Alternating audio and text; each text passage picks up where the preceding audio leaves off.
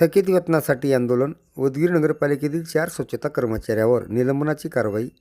थकीत वेतनाच्या मागणीसाठी उदगीर नगरपालिकेतील स्वच्छता कर्मचाऱ्यांनी 15 ऑगस्ट रोजी आंदोलन केल्याने प्रशासनाने कठोर भूमिका घेतली आहे.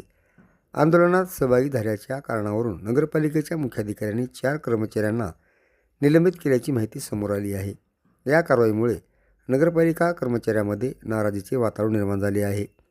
स्वच्छता विभागातील कर्मचाऱ्यांचे वेतन मागील काही दिवसापासून थकीत असल्याचा आरोप आहे. वारंवार मागणी करूनही वेतनाचा प्रश्न मार्गी लागत नसल्याने कर्मचाऱ्यांमध्ये असंतोष वाढला होता.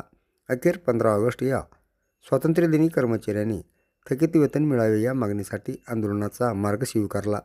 दरम्यान आंदोलनामुळे नगरपालिकेच्या नियमित कामकाजावर परिणाम झाल्याचे प्रशासनाकडून सांगण्यात आले. आंदोलनात सहभागी झालेल्या 4 कर्मचाऱ्यावर शिस्तभंगाची कारवाई करत मुख्याधिकाऱ्यांनी त्यांना निलंबित केले.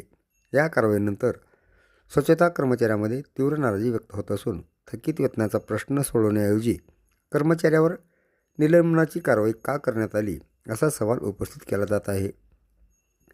कर्मचाऱ्याच्या मते अनेक दिवसापासून वेतन रखडल्यामुळे कुटुंबाचा उदरनिर्वाह करणे कठीण झाले आहे. त्यामुळे प्रशासनाने प्रथम थकीत वेतनाचा प्रश्न तातडीने सोडवावा आणि त्यानंतरच कर्मचाऱ्यांच्या आंदोलनाबाबत निर्णय घ्यावा अशी मागणी होत आहे.